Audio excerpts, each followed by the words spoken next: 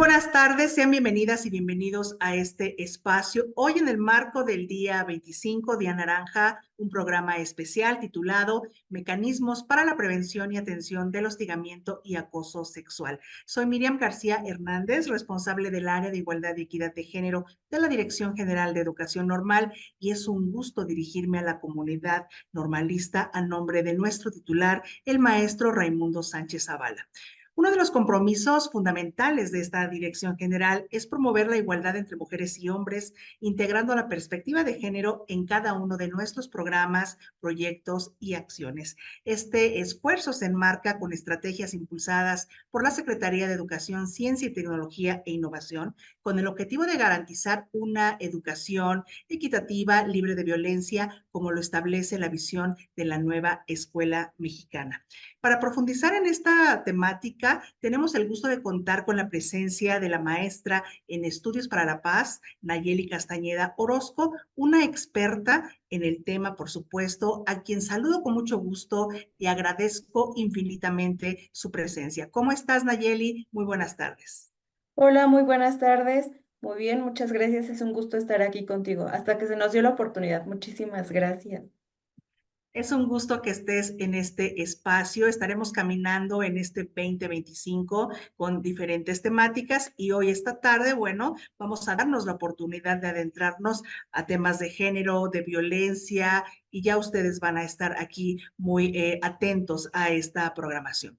Quiero comentarles a toda la audiencia que nuestra invitada es maestra en Ciencias para la Paz, licenciada en Derecho, certificada como mediador escolar por la Escuela Judicial del Estado de México, tallerista en temas de inteligencia emocional, transformación de conflictos, comunicación no verbal y perspectiva de género. Ha realizado diplomados en prevención integral de la violencia y acoso escolar, temas de trata de personas, transversalización de las perspectivas de igualdad y equidad de género en gestión y administración, construyendo saberes, educación de la sexualidad y migración, diseño de espacios educativos y prácticas docentes con perspectiva de género, nuevo sistema acusatorio adversarial del Estado de México por la Escuela Judicial del Estado de México.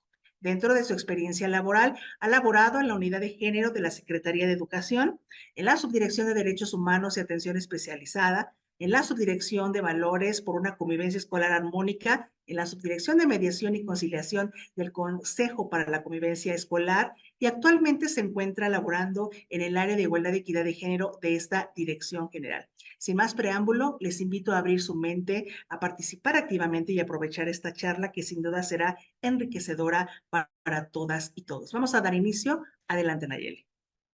Muchísimas gracias. Gracias por este espacio. Voy a compartir la presentación. Y bueno, la temática del día de hoy es mecanismos para la prevención y atención del hostigamiento y acoso sexual. Es importante conocer que estos mecanismos son una guía, son una herramienta que ayuda tanto a personal docente como directivo a saber cómo llevar este tipo de casos. También es importante mencionar que no es igual al bullying, al acoso laboral, que no es lo mismo el acoso escolar, porque de pronto se llegan a confundir.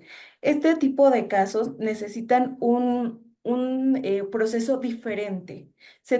Para esto es importante conocer algunos conceptos, porque ¿cómo voy a saber cómo tratar algún problema si no conozco la definición, si no conozco estos conceptos que son prioritarios y que de alguna forma, en la mayoría de las ocasiones, no se les ha dado la importancia y se llegan a confundir? Y vamos a iniciar con el concepto de violencia. ¿Qué es la violencia? De acuerdo con la Organización Mundial de la Salud, define la violencia como el uso intencional de la fuerza o poder físico de hecho como amenaza contra uno mismo, una persona, un grupo, una comunidad que cause o tenga muchas probabilidades de causar lesiones, muertes, daños psicológicos, trastorno en el desarrollo, incluso privaciones. Es importante mencionar la palabra intencional. Yo tengo toda la intención de causarle el daño a una persona. Sé que la voy a lastimar y aún así decido hacerlo. Y también es importante mencionar que sí es cierto, hemos naturalizado la violencia. Lo vemos como algo normal. De pronto vemos algunos chicos que se están saludando con golpes y decimos, ay, se están llevando pesado. Ese es el problema. Hoy en día vemos tanto en las noticias que desapareció tal persona, que privaron de la vida a alguna persona y, mientras no me pase a mí, no importa. Pero si no empezamos a trabajar en eso, la violencia va escalando. La violencia cada vez se va haciendo. Si dejo pasar un golpe, después, ¿qué va a hacer? Después me van a privar de la vida.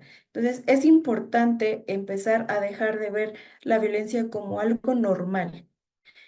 Ahora, ¿cuáles son los tipos de violencia? De acuerdo a la Ley General de Acceso de las Mujeres a una vida libre de violencia, en su artículo 6, menciona que la violencia puede ser física, psicológica, patrimonial, económica y sexual.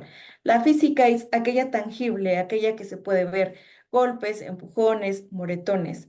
La psicológica no solo son los apodos, las palabras, también está en el modo de actuar de las personas, el ignorar a una persona, el no darle la palabra o el hecho de dejarle de hablar, de hacerle alguna cara. Nosotros estamos comunicando todo el tiempo. Solo el 20% de la comunicación es verbal. El 80% es no verbal. Estamos comunicando con la mirada, estamos comunicando con los tonos de voz, estamos comunicando con los brazos. De pronto nos damos cuenta que alguien está hablando, pero está con el celular todo el tiempo. Eso también es parte de esa violencia psicológica, porque no le estamos dando la atención que se necesita, ¿no? Los apodos, incluso el tono de voz. La violencia patrimonial. La violencia patrimonial es todos aquellos muebles o inmuebles que sufren algún daño. ¿A qué nos referimos con muebles? Un sillón, una mesa, aquello que se puede mover. Inmuebles, lo que no se puede mover, un edificio, la escuela. Y muchas veces nos damos cuenta en la violencia patrimonial que se entran a los sanitarios y están rayados. Las bancas están rayadas o de pronto se empujan o de pronto las avientan. Eso es parte de esa violencia patrimonial. Un ejemplo claro en la violencia psicológica como personal docente es cómo se le habla al alumnado. De pronto se le llegan a decir a los alumnos, no, es que tú no vas a pasar la materia. Eso es parte de esa violencia psicológica. La violencia económica es cuando se está condicionando a través del dinero, cuando existe una condición para obtener algún beneficio económico. Ahora, la violencia sexual. La violencia sexual se tiene ese mito que solo es cuando existe una violación, que es un delito, y cuando se está obligando a alguna persona a tener relaciones sexuales. Pero la violencia sexual va más allá, empieza de los jugueteos que tienen, desde cuando tocan sin consentimiento a una persona, cuando a alguien se le queda viendo a una persona de manera incómoda y se le hace de conocimiento, ¿sabes qué, Nayeli? No me gusta cómo me estás viendo, pero lo siguen haciendo. De pronto los chicos, y me refiero a cualquier edad, no solo adolescentes, nos ha tocado ver que adultos que ya en las escuelas normales se están llevando muy pesado y se golpean las partes íntimas. Le toman fotografías a sus compañeras abajo de la falda, abajo del vestido, incluso si llevan un pantalón, sea ajustado o no, y le toman fotos del trasero de la persona. Eso también ya es parte de la violencia sexual y es un delito y está tipificado en el Código Penal y también tiene una sanción. La violencia sexual va desde que empiezas a ver a una persona de una manera que te hace sentir incómoda, que muchas veces dicen, pero es que, ¿cómo se puede comprobar eso? Hay testigos. En el momento que yo te estoy diciendo, disculpa, me incomoda la forma en que me estás viendo o que me estás viendo en las piernas, y lo sigues haciendo, ya es parte de esa violencia sexual, esas miradas lascivas, ese acoso. El uso denigrante de alguna imagen de las mujeres también forma parte de esta violencia sexual. Ahora, ¿en dónde se da esta violencia?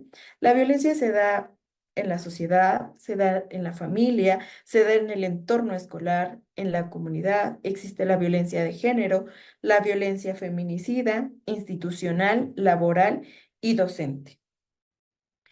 Nosotros nos vamos a enfocar un poquito más en lo que es la violencia escolar, la violencia docente y la violencia institucional, que es nuestro ámbito de competencia, que es donde nosotros estamos ahorita laborando.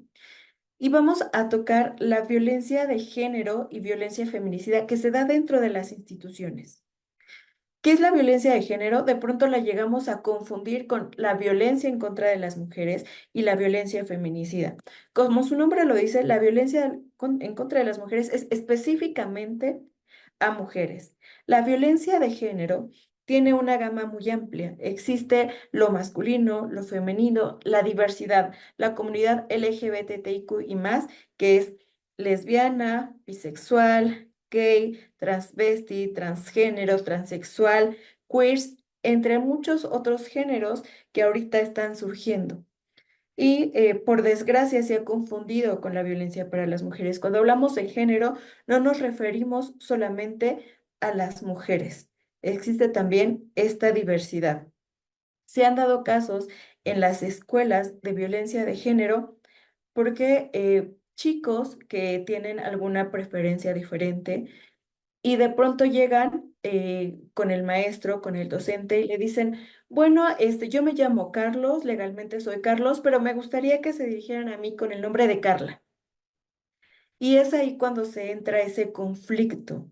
¿Por qué? Porque viene, como lo vamos a ver un poquito más adelante, el currículum oculto.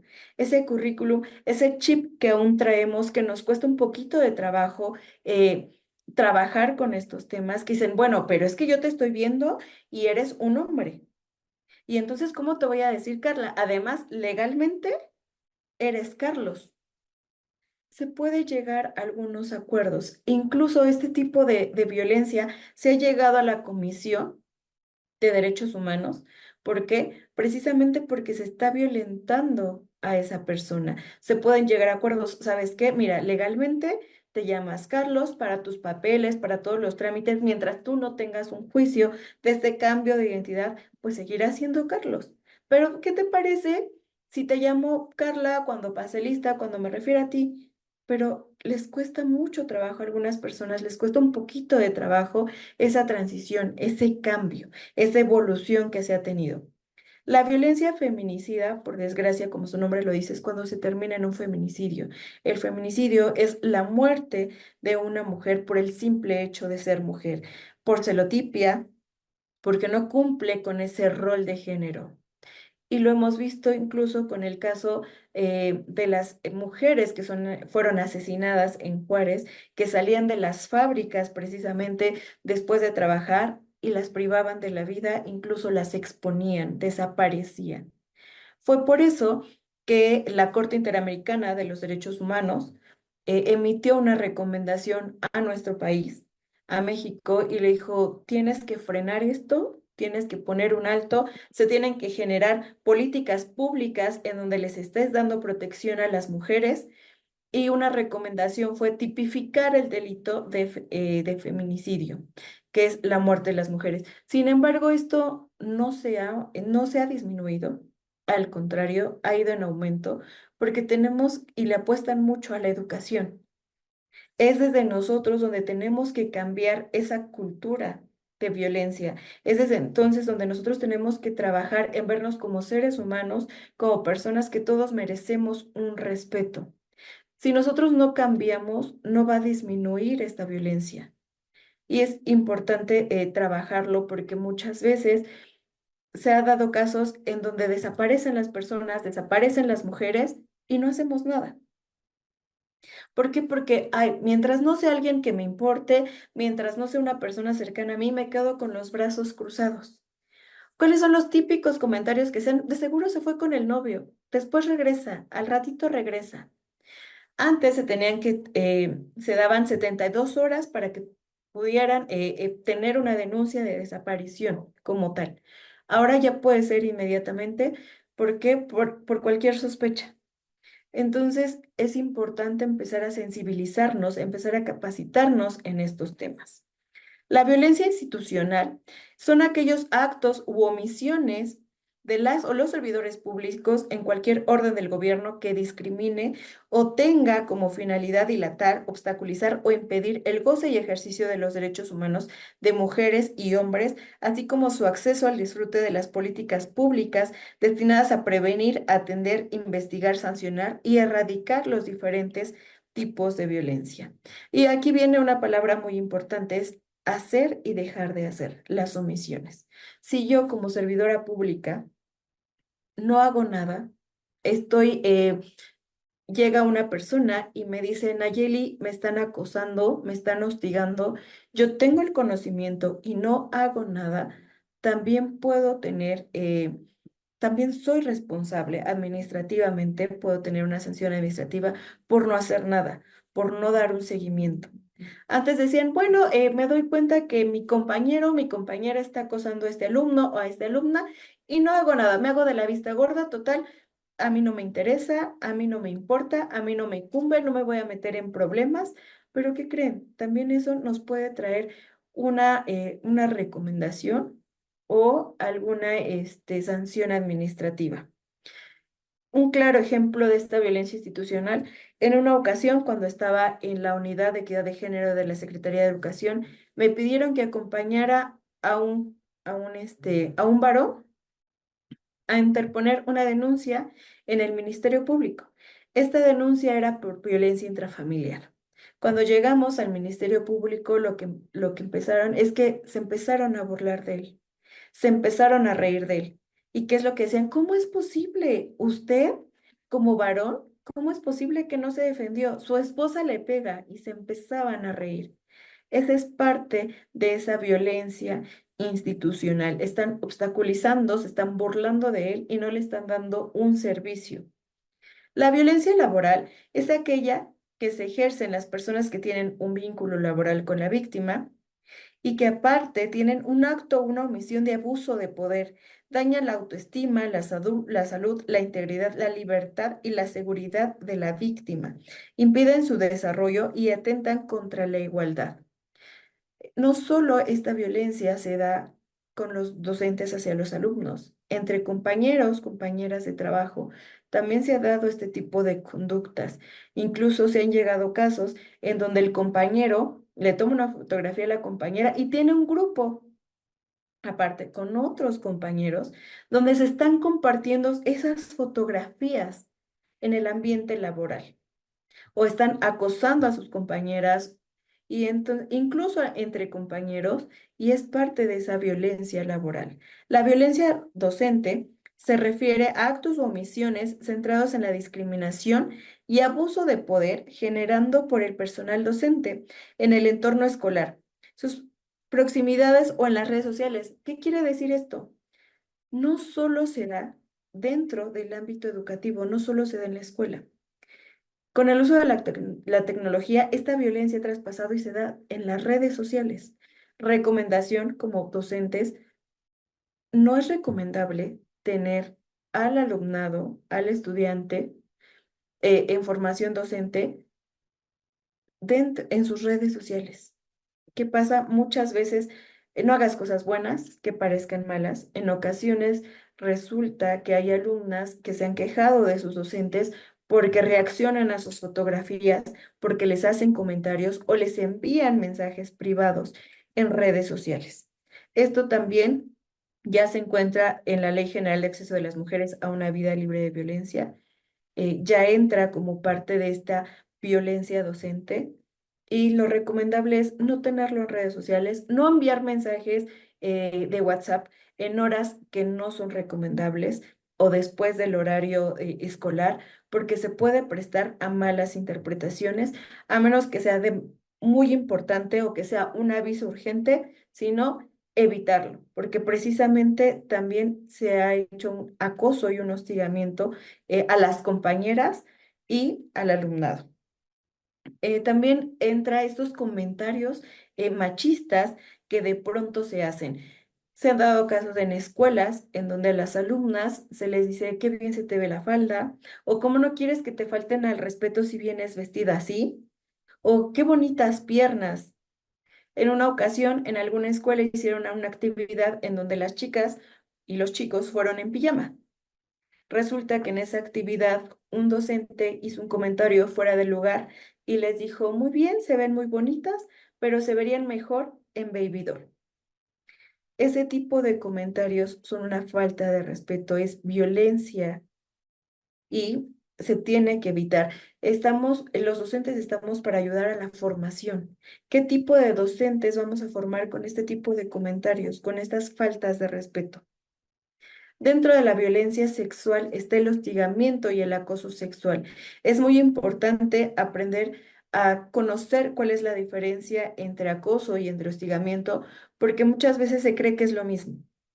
Dentro del acoso no existe una subordinación. Puede cometerlo cualquier persona, sucede en cualquier espacio donde se geste un factor de oportunidad.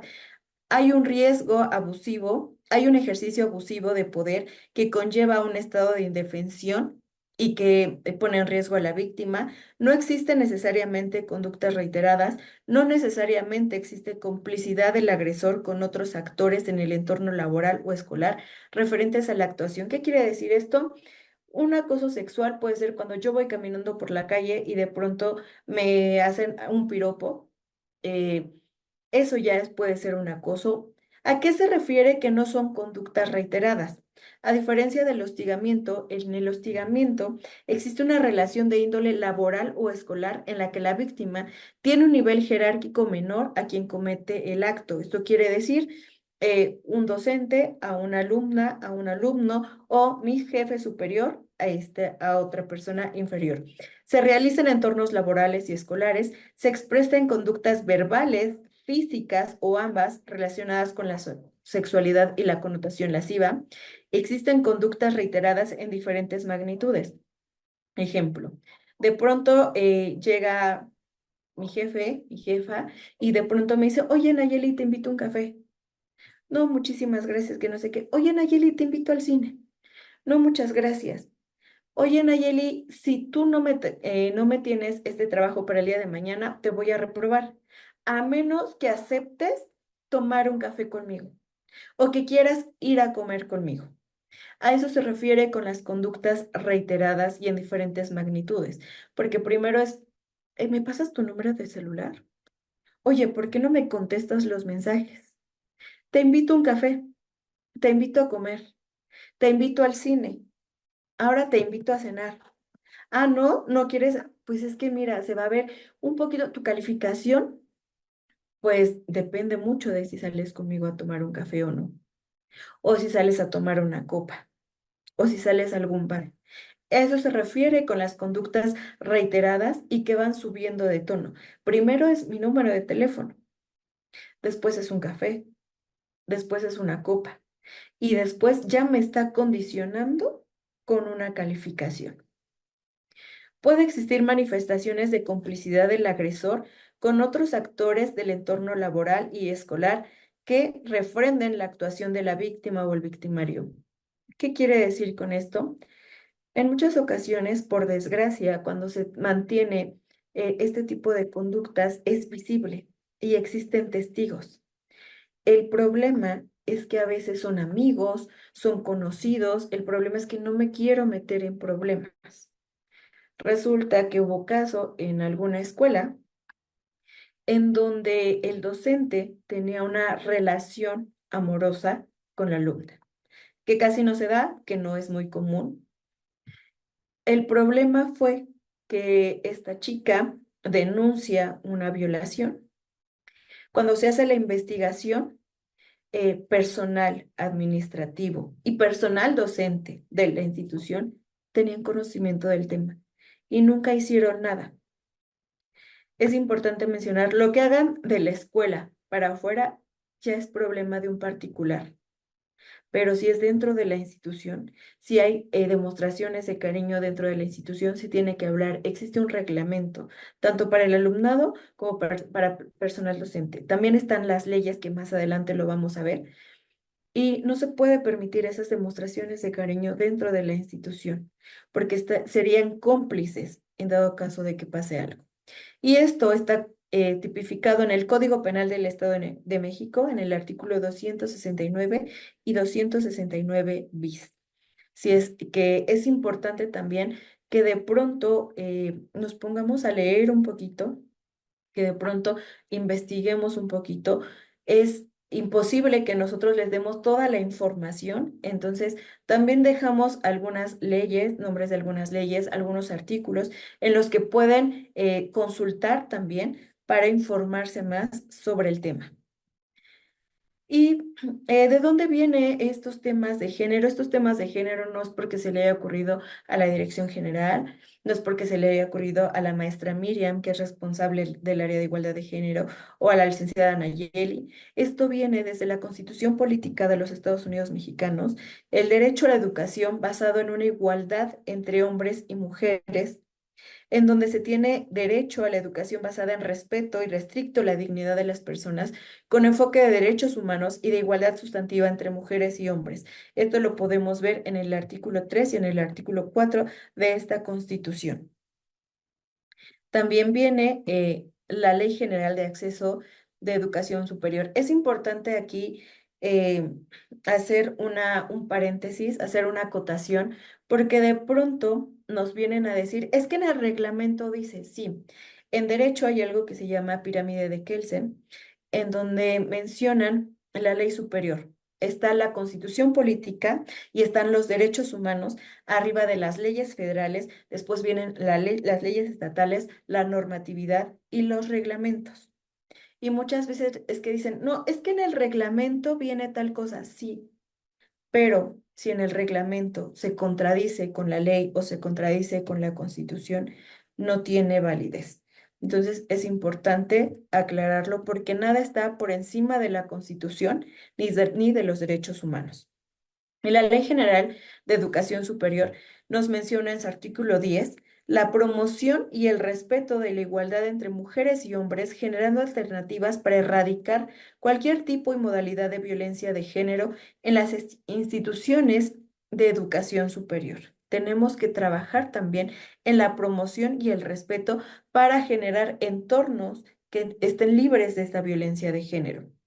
En el artículo 42 nos menciona que las instituciones de educación superior, con el apoyo de autoridades respectivas y sus ámbitos de competencia, promoverán las medidas necesarias para la prevención y atención de todos los tipos y modalidades de violencia, en específico las de género, así como para la protección y bienestar físico, mental y social de los estudiantes y el personal que labore en ellas. Dichas medidas en los casos de acoso y hostigamiento, entre otros, se basarán en diagnósticos y estudios de las actividades académicas escolares y administrativas para lograr una detección y atención oportuna.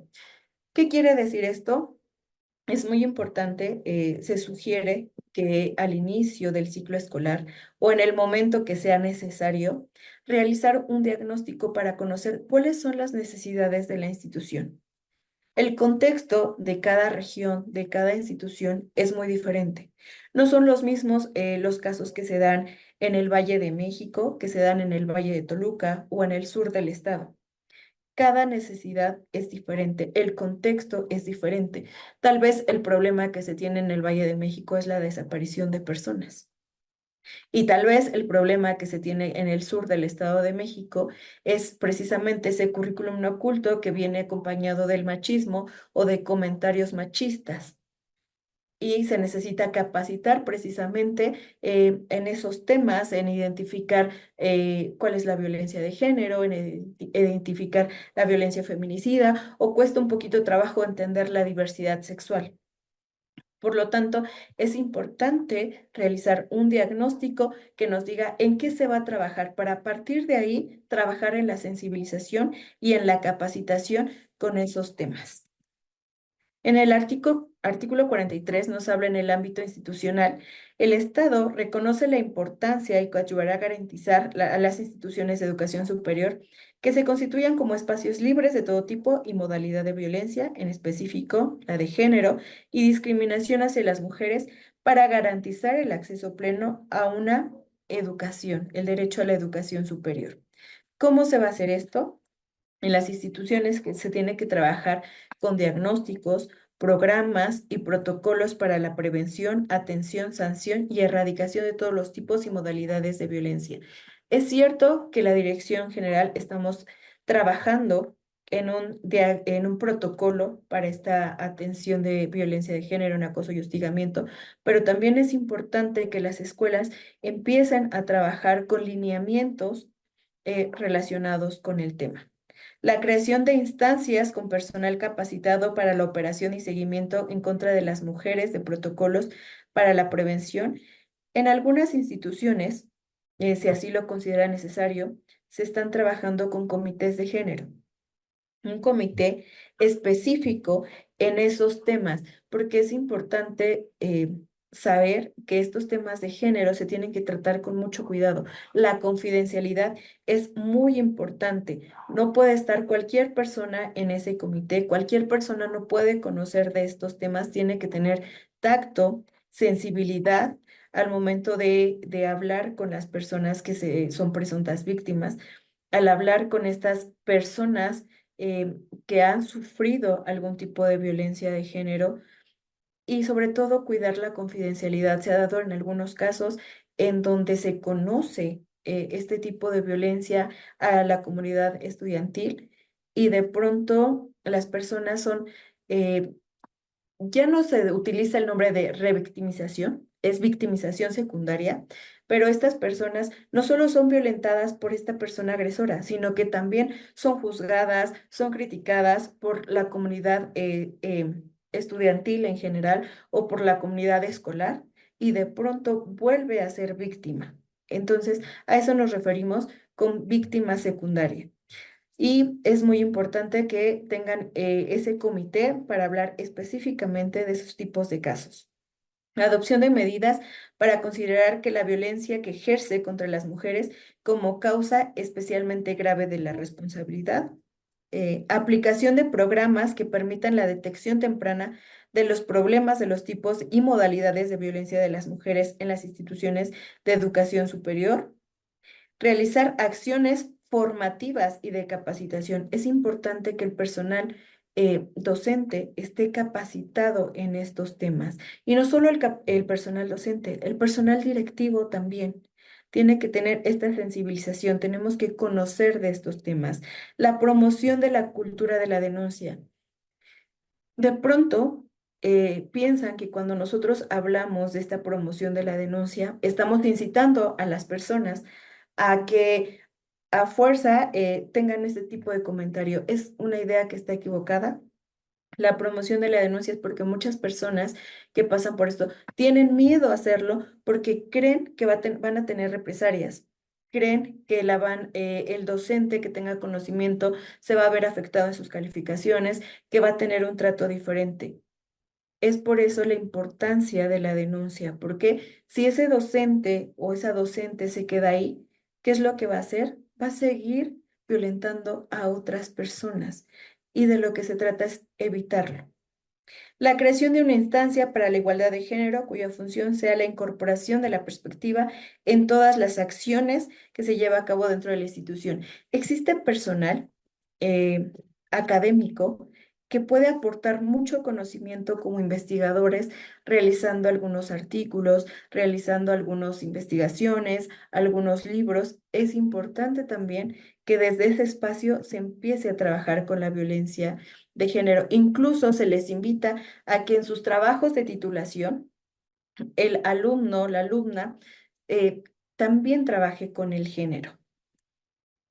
De acuerdo a la Ley General de Acceso de las Mujeres a una vida libre de violencia, nos dice que estipula las medidas que se deben emprender para eliminar el hostigamiento y acoso sexual, entre las que se destacan establecer mecanismos que se favorezcan su erradicación en las escuelas mediante acuerdos y convenios con instituciones escolares.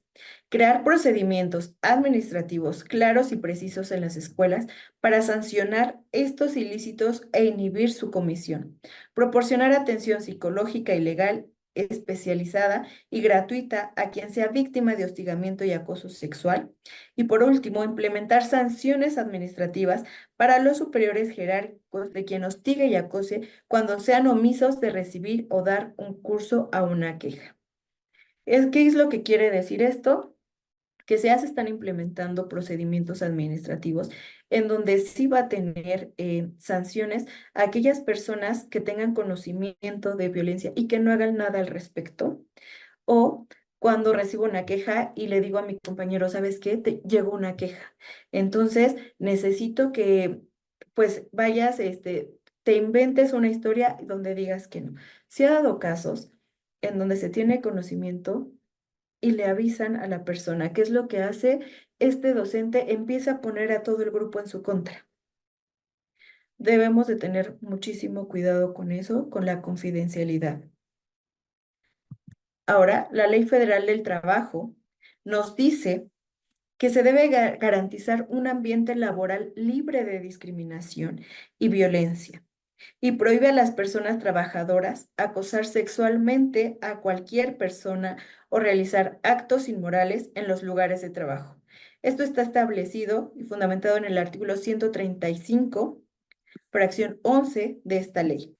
En cuanto a las medidas de atención y sanción, establece como motivos de rescisión laboral la persona trabajadora que comete actos inmorales o de hostigamiento y acoso sexual, quien prohíbe a las y los patrones y a sus representantes llevar a cabo, permitir o tolerar actos de hostigamiento y acoso sexual en el espacio laboral, y establece sanciones económicas a la o el patrón que cometa, facilite y tolere estos actos de hostigamiento y acoso sexual. ¿Qué quiere decir? Que no solo se va a sancionar a la persona agresora, sino a la persona, al jefe, que tiene conocimiento y que no hace nada al respecto. En la Ley de Trabajo de los Servidores Públicos y Docentes de Estados y Municipios, en el artículo 86 y 87, nos mencionan los derechos de las y los servidores públicos, pero en el artículo 88 también nos mencionan las obligaciones que tenemos como servidores y servidoras públicas. En el artículo 93, ¿cuáles son las causas de rescisión de la relación laboral?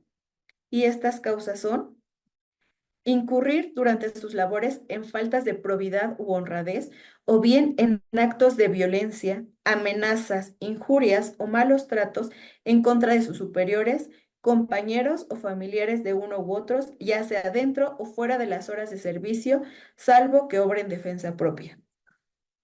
Causar daños intencional a edificios, obras o equipo, maquinaria, instrumentos, materias primas y demás objetos relacionados con el trabajo o por sustraerlos en beneficio propio, lo que es el ejemplo claro de violencia patrimonial. Cometer actos inmorales durante el trabajo. También es portar armas de cualquier clase durante las horas de trabajo, salvo que sea la naturaleza que la naturaleza de esto lo exija. Eso quiere decir, ¿quién puede traer? Un policía puede traer un arma, pero un docente no es necesario que traiga un arma en horario laboral. Incluso un alumno no puede tener un arma.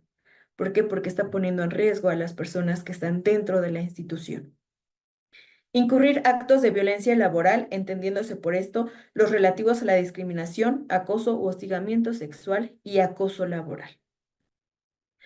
Ahora, ya que tenemos este contexto de los conceptos básicos, ya que conocemos lo que son las leyes, ahora, ¿cómo podemos trabajar estas fases del mecanismo?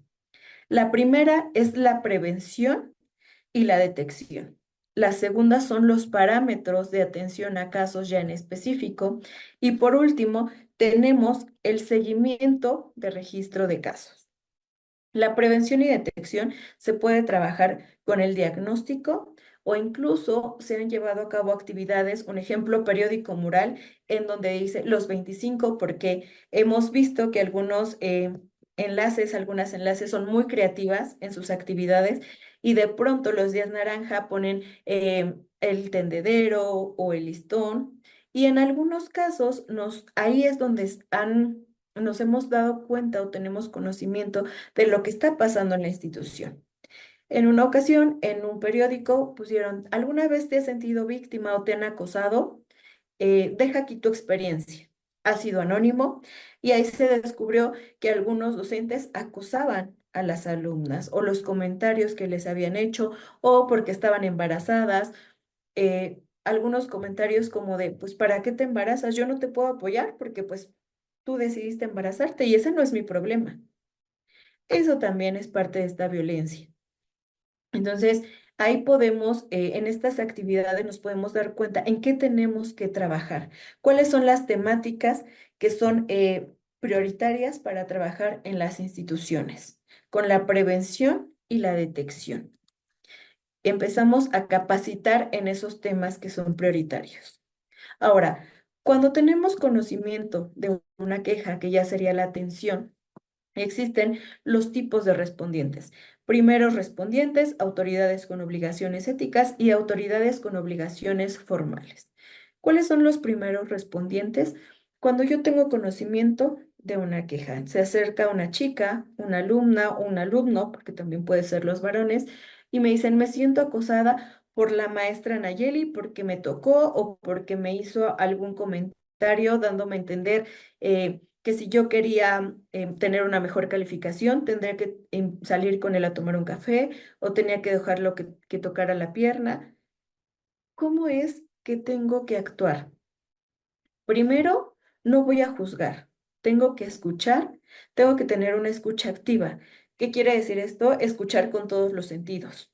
Ver cómo es su actitud, si está temblando, la respiración, si le cuesta trabajo respirar, eh, para dónde está su mirada, el tono de voz, si está temblando, si no está temblando, si es muy suave, si es muy alto, sin juzgar y sobre todo sin hacer caras. De pronto yo sé que somos personas que somos muy expresivas y de pronto sonreímos y de pronto movemos la cabeza nos están platicando y estamos así como de es que no es posible.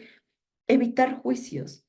En muchas ocasiones a las personas les da miedo hablar porque dicen, es que la licenciada Nayeli me hizo este comentario o se me queda viendo feo o me tomó una fotografía y los comentarios que se hacen, la licenciada Nayeli, ¿cómo?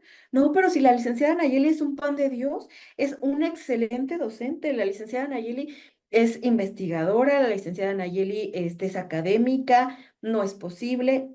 Y empezamos a juzgar, ¿no? Y le quitamos credibilidad a la historia que nos está contando. Entonces, tenemos que evitar ese tipo de comentarios. Tenemos que hacer un reporte de lo que está sucediendo y también preguntarle a la persona, ¿no? Asesorarla sobre todo. ¿Sabes qué? Nosotros vamos a darle, ¿qué es lo que quieres hacer? Se le va a dar un seguimiento. También puedes asistir a esta instancia psicológica. Podemos canalizar con algunas dependencias, con la Secretaría de las Mujeres, con el DIF municipal, con el DIF estatal, con alguna otra instancia para que se le dé esa atención psicológica si es que nosotros no se la podemos dar, porque en muchas ocasiones entendemos que es complicado, pero podemos canalizar, darle ese catálogo de instancias a las que puede acudir esa asesoría mira, tú puedes denunciar. ¿Por qué? Porque es un delito que está tipificado. Claro, para eso tenemos que capacitarnos y tener este conocimiento y es por eso que estamos realizando estas charlas, estas pláticas, para que puedan tener ese argumento de qué es todo lo que puede hacer, qué es un delito, qué no, dónde puede investigar, a dónde puede acudir. Se puede ir a la fiscalía, se puede ir también a la Comisión de Derechos Humanos, que más adelante lo vamos a ver. Y entonces estamos asesorando, le estamos dando esa atención plena, esa escucha activa a la persona, sin evitando juicios, escuchándola. La confidencialidad es muy importante. Cuando nosotros hacemos el reporte, tenemos que cuidar el nombre sin apellidos, solo las iniciales.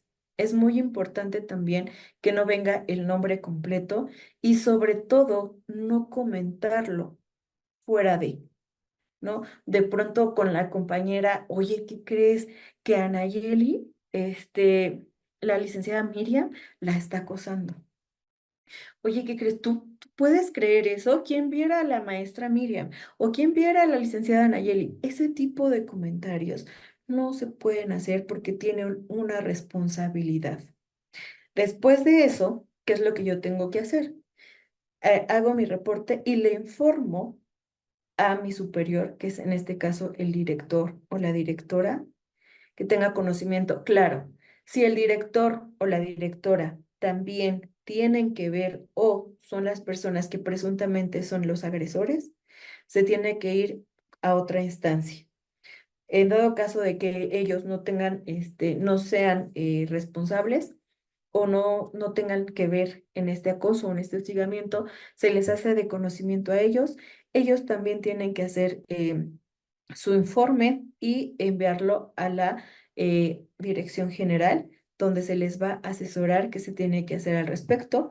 Se tienen que escuchar a las dos partes, obviamente por separado, no pueden juntarse a las dos partes, y sería muy incómodo escuchar las dos versiones juntas y conocer las dos versiones, también tenerlas por escrito, tener un acta informativa, una acta de los hechos respecto a lo que está pasando. Pero también es muy importante que se tomen medidas. ¿Qué quiere decir? Ah, pues si la maestra Miriam está hostigando a Nayeli y la maestra Miriam le da clases, ¿qué es lo que tengo que hacer? Separar a la maestra Miriam de ese grupo.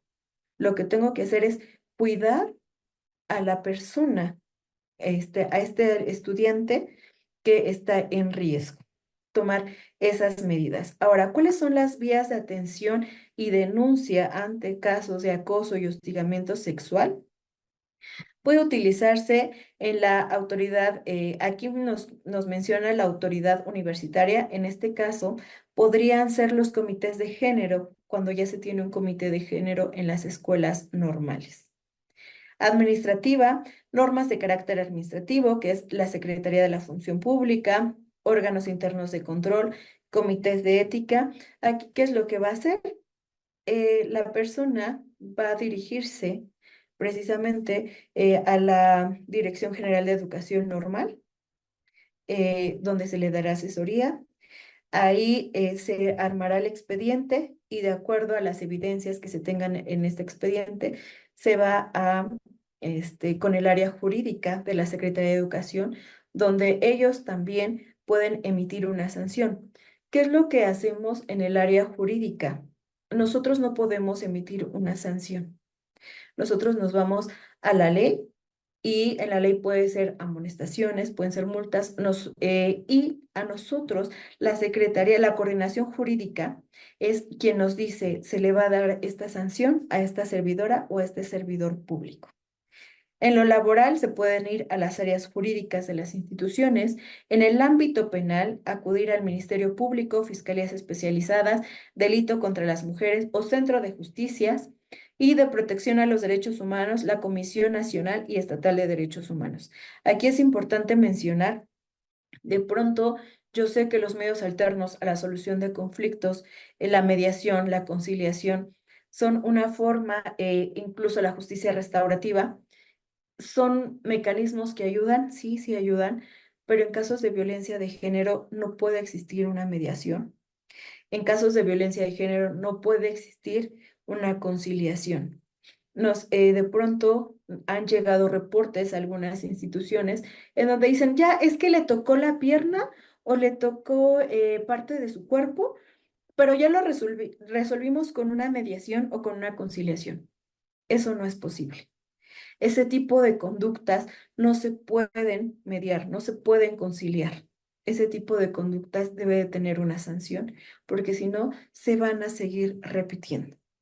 Y eso es un problema en las instituciones. Entonces, es importante que empecemos a guiarnos un poquito, a orientarnos un poquito en este proceso. ¿Qué es lo que hace en la administración? El procedimiento se basa en las normas de carácter administrativo, tratándose de servidores y servidores públicos. Y entonces las autoridades de competencia, que es la Secretaría de la Función Pública, órganos internos de control y comités de ética, ¿qué sanciones pueden emitir? Amonestación, suspensión, destitución, sanción económica e incluso una inhabilitación. En lo laboral, algunas sanciones son amonestaciones, suspensión, rescisión laboral, destitución del cargo o despido justificado. En la vía penal puede ser una multa. Si la persona hostigadora fuese servidora pública, además se le va a destituir del cargo y se podrá inhabilitar en cualquier otro cargo público hasta por un año. Y en protección de derechos humanos se puede iniciar una queja ante la Comisión Estatal de Derechos Humanos y puede derivar en una recomendación. También es importante que tenga conocimiento que estas vías pueden ser simultáneas. Se puede llevar a cabo una vía penal en en derechos humanos y también en lo laboral y en lo administrativo. Y bueno, por mi parte es todo. Yo sé que va a haber algunas dudas, algunas preguntas. Estamos a sus órdenes para apoyarlos, pero es una guía, es una herramienta para saber qué es lo que podemos hacer cuando nos encontramos en ese tipo de casos. Muchas gracias, maestra Nayeli. Sin duda es bastante el contenido que hoy se ha comentado. Como usted ya lo ha referido, lo has referido, estamos atentas desde el área de igualdad y equidad de género, por supuesto, desde el área jurídica, para dar este acompañamiento a todos los casos que se puedan presentar en las escuelas normales públicas del Estado de México. Hay algunos comentarios en esta transmisión. Me gustaría hacer un par de preguntas, si me lo permites, y quisiera iniciar con esta pregunta para ti. Desde la perspectiva de género, ¿cómo podemos fortalecer la construcción de espacios libres de violencia, considerando estas particularidades que tú has mencionado en el contexto escolar? Podemos fortalecernos capacitándonos. Es muy importante capacitarnos y cambiar este chip que de pronto nos cuesta trabajo, ¿no? Se dice que es más difícil la deconstrucción que la construcción. ¿Por qué? Porque venimos con esos estereotipos y con estos patrones. Desde la sociedad llevamos años con este trabajo. Es importante este cambio de chip, es importante capacitarnos. Eh, Tan básico como cuando les preguntamos, ¿entiendes cuál es el sistema sexo-género? ¿Cuál es la diferencia entre sexo y entre género? Y de pronto nos cuesta mucho trabajo. Ujú. Incluso en las listas, ¿no? Le dice sexo, femenino o masculino. No, esto es el género. Es importante empezar a trabajar en la capacitación, instruirnos cómo es que yo voy a atender un caso de hostigamiento y acoso sexual cuando no entiendo cuál es la diferencia entre estos dos. ¿Cómo es que yo voy a atender una violencia de género cuando no sé qué es la violencia de género? Desde ahí tenemos que partir, fortalecernos en trabajar, en cambiar también ese currículum oculto que traemos y que nos cuesta trabajo, la resistencia al cambio. Ujú. Muy bien, muchas gracias. Aunque ya lo abordaste en la presentación, veo aquí un par de preguntas respecto a esta inteligencia emocional que a muchos nos mueve, ¿no? Esta comunicación no violencia. ¿Qué estrategias específicas pudieras recomendar a los docentes, a los estudiantes, por supuesto, para prevenir y manejar estas situaciones de acoso y hostigamiento? Primero, reconocer nuestras emociones, conocer y reconocer. En muchas ocasiones no sabemos controlar nuestras emociones porque no sé cómo me identifico cuando estoy enojada. Primero tenemos que a partir de ahí, ¿no? ¿Qué es lo que pasa cuando Nayeli está enojada? Ah, Nayeli se empieza a poner roja del cuello o se pone roja de la cara o empieza a cerrar el puño o eleva mi tono de voz. Ah, entonces Nayeli se está dando cuenta que se está enojando, que se está exaltando. ¿Qué es lo que puedo hacer? Es, bueno, respiro, salgo a caminar. ¿Qué es lo que le digo a la persona? Dame 5 minutos, por favor. O sabes qué, no es el momento de hablar, porque si yo sé que si en este momento tengo una conversación contigo, me voy a alterar, voy a herir, incluso puede llegar a una violencia física. Primero es trabajar, conocer y reconocer mis emociones. Una vez que yo ya reconozco esas emociones, ¿cómo lo puedo controlar? ¿Cómo Nayeli se puede relajar cuando está enojada? Ah, pues escucha música, respira, tiene esos ejercicios de respiración, se sale a caminar 5 minutos. Ah, ya lo controlé. Ahora sí puedo tener esa comunicación no violenta con la persona. El ejemplo, cuando yo me estoy sintiendo incómoda porque la persona me está viendo de una manera que no me hace sentir bien, en lugar de decirle, ay, eres un cochino, ve cómo me estás viendo, ¿qué puedo decir? Nayeli, la verdad es que me siento incómoda en la forma en la como me estás viendo. No me agrada. Por favor, ¿crees que podamos evitarlo? No, no me gusta. Es un cambio a que yo le esté gritando, a que yo esté manoseando, a que yo esté pataleando. Entonces, podemos empezar a trabajar reconociendo mis emociones, cómo puedo controlarlas y así modificar la forma, el mensaje que yo voy a dar. Excelente. Una pregunta más para ti, si me lo permites. ¿Qué importancia tiene la transversalización de la perspectiva de género en los programas, en la formación docente? ¿Cómo se puede contribuir a la erradicación o a la disminución de la violencia en las instituciones educativas?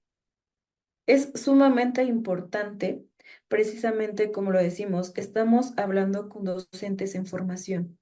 Tenemos que evitar que se sigan reproduciendo esos mismos patrones. Es muy importante hablar de esta perspectiva de género, hablar de estos conocimientos, porque nos hemos dado cuenta que en las prácticas algunos docentes en formación siguen repitiendo esos mismos patrones. Ah, vamos a hacer carpetas rosas para las niñas, vamos a hacer carpetas azules para los niños. Ah, ya sé, vamos a ponerles actividades de fútbol o de deportes a los niños y vamos a ponerles actividades artísticas a las niñas. Tenemos que empezar a romper ese tipo de patrones. No tenemos que seguir reproduciendo esos estereotipos, esos roles de género.